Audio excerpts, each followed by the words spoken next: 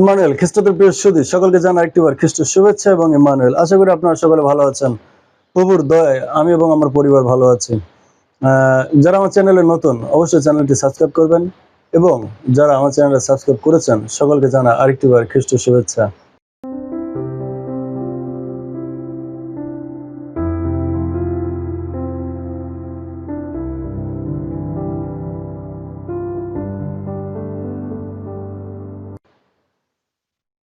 আজকে আমরা সুন্দর একটি বিষয় নিয়ে আলোচনা করতে চাই, সেটা হচ্ছে আপনারা হয়তোবা ইউটিউবের থাম্বনেল দেখে বুঝতে পেরেছেন, সেটা হচ্ছে কোরবানি। আমাদের মুসলিম ভাইদের কোরবানি আর কয়দিন পরেই, কিন্তু আমি সেটা নিয়ে আলোচনা করতে চাই না। আমি আলোচনা করতে চাই যে খ্রিস্টানদের কি কোরবানির প্রয়োজন আছে কিনা। আমি গতকালকে একটি হাটে গিয়েছিলাম, ছোট, এই যে আমাদের মিরপুরেই। সেখানে আমি দেখতে পেলাম যে কে কত বড় গরু কোরবানি দেবে তার জন্য প্রতিযোগিতায় নেমেছে। বাচ্চারা আনন্দ করছে যে ও আমাদের গরুটা বড়, ও আমাদেরটা দেখতে সুন্দর। সবাই খাবার খাওয়াচ্ছে, কিন্তু আসলে পশু কুরবানির মূল তত্ত্বটা কি? পশু কুরবানি দেওয়ার মূল যে রহস্য সেটা কি? সেটা কি আমরা হৃদয়ে ধারণ করেছি? আমরা যদি হৃদয়ে ধারণ না করে থাকি, তাহলে আমরা এই কোরবানির মর্মটা যদি আমরা বুঝে না থাকি, তাহলে সারা জীবনে আপনাকে আমাকে পশু কোরবানি দিয়ে যেতে হবে। এটা যে শুধু মুসলিম আইনে তা কিন্তু না, এটা কিন্তু খ্রিস্টানদের আইনে, ইহুদিদের আইনেও কিন্তু রয়েছে পাপ মোচনের জন্য পশু কোরবানি। কিন্তু খ্রিস্টানদের জীবনে প্রভু যীশু আসার পর থেকে, এর আগে কিন্তু খ্রিস্টানরাও কিন্তু কোরবানি দিত, ইহুদিরাও কিন্তু কোরবানি দিত, কিন্তু প্রভু যীশু আসার পর থেকে সমস্ত নিয়ম কিন্তু বাদ। প্রভু যীশু আপনার জন্য, আমার জন্য তিনি কালভারি ক্রুশে বলিকৃত হয়েছেন, তার জীবন তিনি উৎসর্গ করেছেন। সুতরাং খ্রিস্ট বিশ্বাসী জীবনে কোনো পশু কুরবানির প্রয়োজন নাই। আরেকটিবার বলছি, খ্রিস্টান বিশ্বাসীদের কোরবানির প্রয়োজন আছে কিনা পশু কোরবানি। আমরা যদি পবিত্র বাইবেল থেকে দেখি, আমি তো ল্যাপটপে দেখতেছি এই কারণে বারবার নিচের দিকে তাকাচ্ছি, কিছু মনে করবেন না। আমরা যদি পবিত্র বাইবেলের দিকে দেখি, যে আদি থেকে, আদম হবার পাপের পরের থেকেই কিন্তু ঈশ্বর আমাদের জন্য সুন্দর একটি পরিকল্পনা করে রেখেছেন। এবং আমরা যদি আদম হবার থেকেই দেখি যে ঈশ্বরকে খুশি করার জন্য কিন্তু, এবং সারাদিনের পাপ মোচন করার জন্য, এমনকি সারা বছরের পাপ মোচন করার জন্য পশু উৎসর্গ কিন্তু করা হতো। এটা আদি থেকেই কিন্তু হয়ে আসছে। পশু উৎসর্গ করা হতো কেন? কারণ ঈশ্বর রক্ত, নিষ্পাপ রক্ত পছন্দ করেন, এবং তিনি চাইতেন যে কোনো পশু তার সামনে উৎসর্গ করে সেটাও সম্পূর্ণ নিখুঁত হবে, সম্পূর্ণ খুঁত ছাড়া, কোনো খুঁত থাকবে না, এবং সবচেয়ে ভালোটা, ল্যাংড়া খোরা না। যেমন আমাদের এই বর্তমান যুগে কিন্তু আমরা কিন্তু পশু কোরবানি দিই ঠিক এই জিনিসগুলো দেখে, যেটা ল্যাংড়া না খোরা, এটা কি দাঁত উঠেছে কিনা, বা এটা কোনো কাটা কাটা কাটা চেরা আছে কিনা, সমস্ত কিছু আমরা দেখে কিন্তু সবচেয়ে ভালো পশুটা আমরা কিন্তু ঈশ্বরের উদ্দেশ্যে উৎসর্গ করি, আল্লাহর উদ্দেশ্যে উৎসর্গ করি, ভগবানের উদ্দেশ্যে উৎসর্গ করি। হিন্দুরাও কিন্তু করে। তাহলে আপনি দেখবেন এটা কিন্তু আদিকাল থেকেই কিন্তু হয়ে আসছে, তাই না? আমরা যদি দেখি যে আদি পুস্তক, আদম হবার পাপের পর থেকে সারা পৃথিবীর মানুষ কিন্তু পাপে পরিণত হয়ে গেল। এর আগে কিন্তু পাপ কিন্তু ছিল না। যখনই সে নারীর মাধ্যমে যখন আদম সেই ফলটা খেলো, ফলে কিছু ছিল না, বিশ্বাস করেন, ফলে কিচ্ছু ছিল না। কিন্তু ঈশ্বর বলেছিলেন যে তুমি ওই সদাসৎ জ্ঞানদায়ক বৃক্ষের ফল তুমি খাবে না। জাস্ট এই কথার অবাধ্যতার কারণেই তারা কিন্তু পাপে পরিণত হলো, কারণ তারা ঈশ্বরের কথা অবাধ্য হয়েছিল। ওই ফলটা খেয়ে যে তারা খুব জ্ঞানী হয়ে গিয়েছে তা কিন্তু না, ঠিক আছে? তো যাই হোক, সেই তখন থেকেই ঈশ্বর একটি পরিকল্পনা করে রাখলেন যে এই মানুষগুলোকে উদ্ধার করার জন্য তিনি একটি পরিকল্পনা করলেন।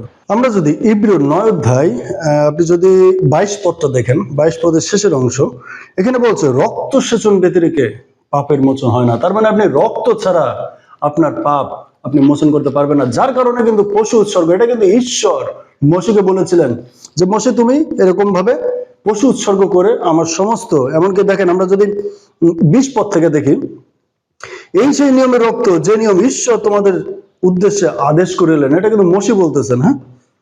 আর তিনি তাম্বুত সেবা কার্যের সমস্ত সামগ্রীত সেই রক্ত ছিটাইয়া দিলেন।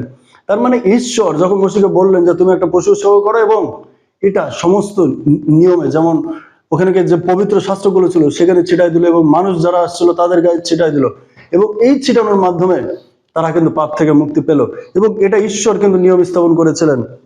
এবং মসি বলছে, লাস্টের দিকে বলছে, কেননা রক্ত সেচন ব্যতি রেখে পাপের মোচন হয় না।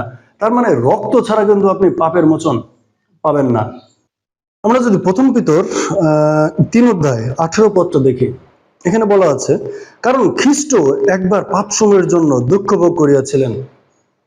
খ্রিস্ট একবার পাপ সময়ের জন্য দুঃখ ভোগ করিয়াছিলেন, সেই ধার্মিক ব্যক্তি অধার্মিকের নিমিত্ত। কার নিমিত্ত? ধার্মিক এবং অধার্মিকের নিমিত্ত, যেন আমাদেরকে ঈশ্বরের নিকট লইয়া যান। আমেন। প্রভু যীশু খ্রিস্ট আপনার আমার জন্য তিনি কালভারি ক্রুশে জীবন দিয়েছেন, ধার্মিক এবং অধার্মিক, পাপী এবং ধার্মিক দুজনের জন্য তিনি তার কালভারি ক্রুশে জীবন দিয়েছেন। এবং কি কারণে? যেন আমাদেরকে ঈশ্বরের নিকট লইয়া যান। তিনি মাংসে তিনি হত হয়েছেন, কিন্তু আত্মায় জীবিত হইলেন। আমেন। প্রভু যীশু খ্রিস্ট কিন্তু মাংসে ক্ষত, কিন্তু তিনি আত্মায় কিন্তু জীবিত আছেন। আমরা যদি 23 পদ থেকে একটু দেখি, উপরে লেখা আছে নতুন নিয়মের মহাযাজকের উৎকৃষ্টতা। ভালো যা যা স্বর্গস্থ বিষয় দৃষ্টান্ত, সেইগুলো ওই সকলের দ্বারা সূচীকৃত হওয়া আবশ্যক ছিল। ওই সময় ঈশ্বর যা নির্দেশ করেছিলেন সেই সময়ে সেটা সূচি হওয়ার জন্য আবশ্যক ছিল, কারণ তখন প্রভু যীশু খ্রিস্ট ছিলেন না, যার কারণে পশুর রক্ত কিন্তু কোরবানি করা হতো। কিন্তু যা যা স্বর্গীয়, স্বয়ং স্বর্গীয়, সেইগুলো ইয়া হইতে শ্রেষ্ঠ যোগ্য। আগের থেকে এটা শ্রেষ্ঠ যোগ্য। সাধু পৌল বলছেন, কিন্তু যা স্বয়ং স্বর্গীয়, তার মানে ঈশ্বর স্বর্গ থেকে যেটা পাঠিয়েছেন প্রভু যীশু খ্রিস্টকে, সেটা ইয়া হইতে অধিক শ্রেষ্ঠ যোগ্য, দ্বারা সূচীকৃত হওয়া আবশ্যক। তার মানে আগেকালের পশু কুরবানির চেয়ে প্রভু যীশু খ্রিস্টর যে রক্ত, সেটা কিন্তু বেশি কার্যকারী এবং সেটা হচ্ছে উত্তম, শ্রেষ্ঠ। কেননা খ্রিস্ট হস্তকৃত পবিত্র স্থানে প্রবেশ করেন নাই। এটা হস্তকৃত পবিত্র স্থান না, যেমন আমাদের মসজিদ, মন্দির, তারপর আমাদের গির্জা, এগুলো কিন্তু হস্তকৃত পবিত্র স্থান। আমরা মানুষই কিন্তু বানিয়েছি সৃষ্টিকর্তার জন্য, যে এখানে গেলে সৃষ্টিকর্তাকে পাওয়া যায়। কিন্তু পবিত্র বাক্য বলছে প্রভু যীশু খ্রিস্ট হস্তকৃত, কি বলছে? খ্রিস্ট হস্তকৃত পবিত্র স্থানে প্রবেশ করেন নাই। এই তো প্রকৃত বিষয়গুলির প্রতিরূপ মাত্র, কিন্তু স্বর্গেই প্রবেশ করিয়াছেন, যেন তিনি এখন আমাদের জন্য ঈশ্বরের সাক্ষাতে প্রকাশমান। তিনি আমাদের জন্য, আপনার জন্য ঈশ্বরের সাক্ষাতে তিনি প্রকাশমান হন।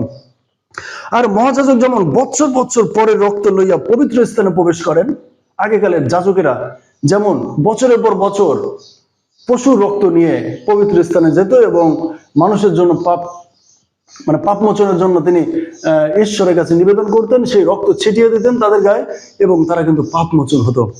তাই বলছেন যে আগে যেমন বছর বছর মহাযাজকরা যেমন পশুর রক্ত নিয়ে পবিত্র স্থানে প্রবেশ করেন, তদ্রূপ খ্রিস্ট যে অনেকবার আপনাকে উৎসর্গ করিবেন তা নয়। খ্রিস্ট যে প্রত্যেকবার আপনার পাপের জন্য তাকে উৎসর্গ করবেন, তিনি বারবার যে মারা যাবেন এটা নয়। কেন? তাহা হলে জগতের পত্তনবধি অনেকবার তাকে মৃত্যু ভোগ করিতে হইবে। যদি এমন হইতো যে খ্রিস্ট প্রত্যেক বছর একটি বার করে মারা যাবেন, তাহলে তাকে আসতে হবে, মরতে হবে, জন্মগ্রহণ করতে হবে। এটা অনেক কঠিন বিষয়, এটা সম্ভবই না। কিন্তু বাস্তবে তিনি একবার যুগ পর্যায়ের পরিণামে, যুগ পর্যায়ে, তার মানে পৃথিবীতে যত মানুষ আসবে এরপরে এসেছে এবং যারা আছে প্রত্যেকের জন্য যুগ পর্যায়ে, যুগে যুগে তিনি একবারই সকল মানুষের জন্য তিনি মৃত্যুবরণ করেছেন। প্রত্যেকের জন্য তিনি, পাপের জন্য তিনি তার পবিত্র রক্ত উৎসর্গ করেছেন। আত্মযজ্ঞ দ্বারা পাপ নাশ করিবার নিমিত্ত প্রকাশিত হইয়াছেন। দেখেন, বাইবেল বলছে যে তিনি একবারই যুগ পর্যায়ের সকল মানুষের জন্য তিনি তার পবিত্র রক্ত দিয়েছেন। আর যেমন মনুষ্যের নিমিত্ত একবার মৃত্যু, তৎপরে বিচার নিরূপিত আছে, তেমনি খ্রিস্ট অনেকের পাপ ভার তুলিয়া লইবার নিমিত্ত একবার উচ্ছিষ্ট হয়েছেন। আপনি মারা গেলে যেমন আপনার বিচার নিরূপিত, ঠিক তেমনি খ্রিস্ট আপনার জন্য একটি বার তিনি তার জীবন উৎসর্গ করেছেন। তিনি দ্বিতীয়বার বিনা পাপে তাহাদেরকে দর্শন দেবেন। এরপরে তিনি দর্শন দেবেন বিনা পাপে, আপনাকে দেখা দেবেন। যারা পরিত্রাণের নিমিত্ত তার অপেক্ষা করে, যারা প্রভু যিশুর জন্য অপেক্ষা করে, তিনি তাদেরকে দেখা দিবেন এবং তাদের সাথে তিনি থাকবেন। খ্রিস্টদের প্রিয় সুধী, আমি শেষ করার আগে আমরা যদি আরেকটি বার একটু দেখি ইব্রিয় তার 10 অধ্যায় 19 পদ থেকে আমি মাত্র কয়েকটি পদ পড়তে চাই। অতএব হে ভাতৃগণ, যিশু আমাদের জন্য তিরস্কনিতে দিয়া অর্থাৎ আপন মাংস দিয়া যে পথ সংস্কার করিয়াছেন, আমরা সেই নূতন ও জীবন্ত পথে যিশু রক্তের গুণে পবিত্র স্থানে প্রবেশ করিতে সাহস প্রাপ্ত হইয়াছি। আমেন। বলছে, হে ভাতৃগণ, যিশু আমাদের জন্য তিরস্করণী দিয়া অর্থাৎ আপন মাংস দিয়া যে পথ প্রস্তুত করেছেন, প্রভু যীশু খ্রিস্ট কালভারি ক্রুশে জীবন দিয়ে তার পবিত্র রক্ত এবং দেহ দিয়ে তিনি যে পথ প্রস্তুত করে গেছেন। আপনার আমার কোরবানির প্রয়োজন নাই, আপনার আমার আর পশুর রক্তের প্রয়োজন নাই, কারণ প্রভু যীশু খ্রিস্ট তার দেহ এবং রক্ত দ্বারা তিনি আপনার আমার জন্য সেই পাপের পথ থেকে দূর করে সেই স্বর্গীয় পথের রাস্তা তিনি করে থুয়ে গেছেন। এটা পবিত্র বাক্যের কথা, এটা আমার কথা না। এবং ঈশ্বরের গৃহের উপরে নিযুক্ত মহান এক যাজক আমাদের আছেন। এই জন্য আইসো আমরা সত্য হৃদয় সহকারে বিশ্বাসের কৃত নিশ্চয়তার ঈশ্বরের নিকটে উপস্থিত হই। আমেন। আপনি যেন বিশ্বাস সহকারে ঈশ্বরের নিকটে উপস্থিত হন। তো খ্রিস্টদের প্রিয় সুধী, যারা আমরা চিন্তা করি যে অন্যান্য ধর্মের যেমন পশু কোরবানি রয়েছে পাপ থেকে উদ্ধার পাওয়ার জন্য, তাহলে আমাদের কি নাই? না, আমাদের নাই। ঈশ্বর আপনার জন্য প্রভু যীশু খ্রিস্টকে একবারই তিনি পাঠিয়েছেন, বারবার তিনি পাঠাবেন না। সুতরাং আপনি যদি তাকে বিশ্বাস করেন, আপনি স্বর্গে যাবেন। ইম্মানুয়েল। ঈশ্বর আপনাকে এবং আপনার পরিবারকে প্রচুর পরিমাণে আশীর্বাদ করুক। ভালো লাগলে অবশ্যই ভিডিওটি শেয়ার করে ছড়িয়ে দিন। ইম্মানুয়েল।